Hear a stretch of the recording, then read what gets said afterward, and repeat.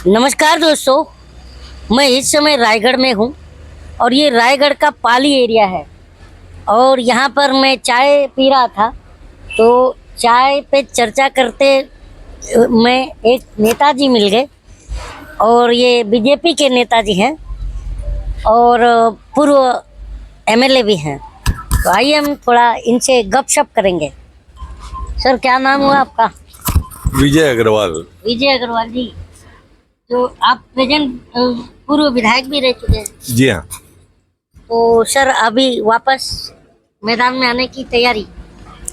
इसका निर्णय हमारे यहाँ भाजपा में पार्टी करती है। पार्टी के जो वरिष्ठ लोग हैं वो इसका निर्णय करते हैं कि मैदान में कौन होगा कौन नहीं होगा। वो सर, चेहरा होता है, बाकी तो पार्टी होती है। ये तो शॉर्टकट है आप जो बात कर रहे हैं। नहीं, नेताओं का शॉर्टकट होता है। नहीं, शॉर्टकट भी है, लॉन्ग कट भी है। ये पार्टी जैसा आदेश करेगी, पार्टी आदेश करेगी। क्या लड़ना है पर लड़े। इच्छुक तो है। इच्छा तो सबकी रहती है, राजनीति में कोई रहती है, सबकी महत्वाकांक्षा रहती तो है। फिर तो आपको उतरना ही है आपको तो। मैं फिर कहा नहीं, जनता तो जानना चाहेगी। हाँ, उसका निर्णय पार्टी करती है। पार्टी जैसा अच्छा, पार्टी जैसा करेगी। पार्टी जैसा निर्देश देगी बस हम करेंगे। अच्छा, जब पूर्व में विधायक रहे कुछ एक्सपीरियंस शेयर कीजिए। क्या मतलब काम जो किए थे आपने, जो आज और जो नहीं हुआ, कुछ जो समस्या है। आप जब किसी पद पर रहते हैं तो काम करना बहुत सरल हो जाता है। और रायगढ़ से संबंधित जो बड़े बड़े काम थे, जैसे हमारे केलो बांध है, तो उसकी डिमांड जो है 1960-1970 के दशक से चली आ रही थी। और 2003 में जब मैं विधायक बना तब तक भी इसका कोई नहीं हुआ था। और 2074-75 से लेकर के 2003 के बीच में समय समय पर कांग्रेस के 3 मुख्यमंत्रियों ने उसका भूमि पूजन शिलान्यास भी किया था। लेकिन जब भी चुनाव आता तो भूमि पूजन शिलान्यास कर देते थे, वास्तव में धरातल पे काम नहीं करते थे। लेकिन 2003 में मैं रायगढ़ से विधायक बना और छत्तीसगढ़ में भारतीय जनता पार्टी की सरकार बनी। 2003 की बात कर रहे हैं आप? जी। तो उस समय ही छत्तीसगढ़ बना भी था शायद, उस आसपास समथिंग। छत्तीसगढ़ 2000 में बना। हाँ, वही आसपास। हाँ, 2003 में पहली बार भारतीय जनता पार्टी की सरकार बनी छत्तीसगढ़ में। उसके बाद जो 40-50 साल से जो पेंडिंग मामला था केलो बांध, वो हमने बनवाया, भाजपा सरकार ने बनाया। रायगढ़ में मेडिकल कॉलेज बनवाया, रायगढ़ में बहुत सारे ब्रिजेज बनवाए, रायगढ़ के चारों तरफ सड़कों का सौंदर्यीकरण किया, ओवरब्रिज। और महानदी पे छत्तीसगढ़ का सबसे लंबा पुल बना है महानदी पे। हाँ, भाजपा सरकार है। कौन हो तो? मैं तो एक छोटा सा एमएलए। ये आपका प्रयास तो रहा ना? अब प्रयास तो रहते हैं, स्थानीय व्यक्ति प्रयास तो करना पड़ता है जी। तो और एक बात जानना चाहूंगा। एक मेरा अब तो मुद्दे की सवाल करेंगे। एक मेरा सवाल है कि मैं बाय रोड घूमा ये एरिया, तो यहाँ पे एक चीज देख करके बहुत दुख हुआ सर कि लोग पानी बहुत दूर से ला रहे हैं। जो आदिवासी क्षेत्र में जो लोग रहते हैं, ये पानी जो है दूर से ऐसा करके लेके आ रहे हैं पीने का पानी। तो ये बहुत दुख की बात है। सही। आज़ादी का 76वां साल है हमारा, मनाया हमने, और ये हाल हमारे गांव का, देश के। सही कह रहे हैं आप। और इसी बात को देश के प्रधानमंत्री आदरणीय नरेंद्र मोदी ने समझा है।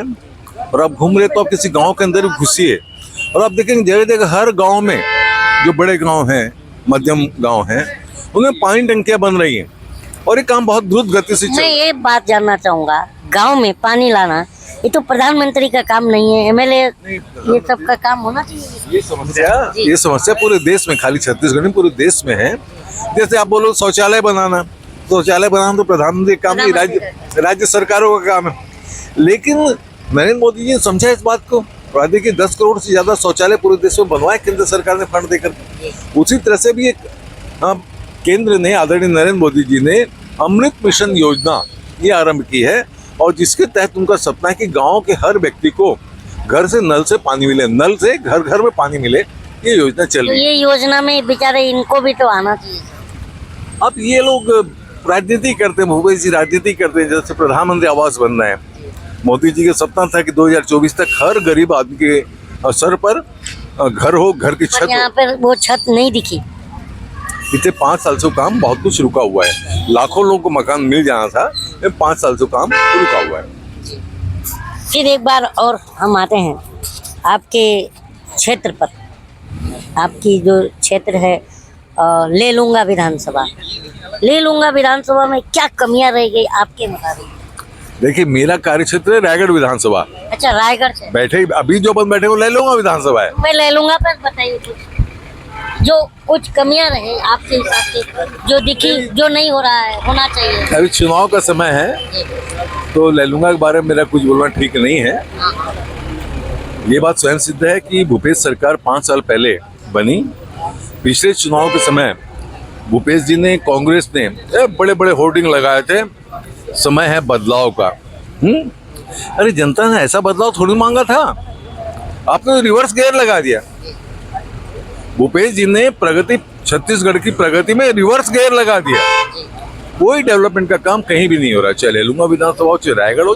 रायगढ़ से बात करें, क्या कमियां हैं आपके मुताबिक जो आप अगर इन केस ऑफ जैसे आप आते हैं तो वो पूरा होना चाहिए, ऐसा आपको लगता है? रायगढ़ में आज औद्योगिक शहर है रायगढ़। चारों एक तो प्रदूषण जबरदस्त हो रहा है, तो प्रदूषण पर रोक लगाना बहुत जरूरी है आदमी के स्वास्थ्य के लिए। हमारे रायगढ़ से केलो नदी बहती है, रायगढ़ की जीवनदायिनी है केलो नदी। उसकी स्वच्छता और सौंदर्यीकरण। केलो नदी की आपने बात करी, जो ऐसे किनारे पे सबसे साइड में ऐसी बनी हुई है, जो आपने बात कही, ये तो बहुत दुर्दशा उस नदी का हो गया। हाँ, तो उसका सौंदर्यीकरण, साफ सफाई, स्वच्छता वो एक टारगेट है। रायगढ़ में यातायात 24 घंटे जाम लगा रहता है, तो वैकल्पिक मार्गों का निर्माण। रायगढ़ में दुर्घटनाएं बहुत होती है, रायगढ़ के आउटर में चारों तरफ, तो रायगढ़ के आउटर में एक आउटर रिंग रोड, उसकी भी जरूरत है। रायगढ़ पुराना शहर है, तो इस कारण से सब सड़कें कम चौड़ी हैं। लोगों के पास कार है लेकिन पार्किंग किसी के पास नहीं है। 100 लोगों के पास कार है तो 98 के पास, 98 के पास कोई पार्किंग है ही नहीं। तो सार्वजनिक पार्किंग की व्यवस्था करना, ये सब चीजें हैं रायगढ़ के लिए जो की जानी चाहिए। और आप एज अ नेताजी क्या संदेश देश को और आपकी क्षेत्र की जनता को? देश को मैं और क्षेत्र की जनता भी देश का एक अंग है, वो भी आगे इसमें। मैं सबको यही संदेश देना चाहता हूँ कि बहुत सौभाग्य से इस देश को आदरणीय नरेंद्र मोदी जैसा प्रधानमंत्री मिला है, जो देश को हर क्षेत्र में, आप कोई भी क्षेत्र पकड़े, जो आर्थिक क्षेत्र हो, शिक्षा का क्षेत्र हो, कानून का क्षेत्र हो, अंतरिक्ष का क्षेत्र हो, युद्ध की बात हो तो फौजी साजो सामान का क्षेत्र हो, हमारी तैयारियों की बात करें, आप कोई भी विषय पकड़ें, पिछले 9 साल में देश ने आमूल चूल परिवर्तन दिखाई देने लगा है। पिछले 9 साल में आम भारतीय अपने आप को गौरवान्वित महसूस करने लगा है।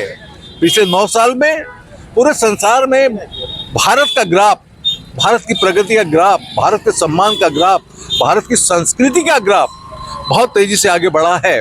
पूरे देश में, आम युवा में भी, यहाँ भी जितने युवा खड़े आप उनसे पूछे, एक राष्ट्रीयता का बोध हुआ है। एक बात और कहूँ, मेरा संदेश पूरा हो जाए तो देश के प्रत्येक युवा से कहना चाहता हूँ कि हर कदम नरेंद्र मोदी के साथ चले, जो हमारा सम्मान बढ़ा रहा है, हमारा भविष्य बना रहा है।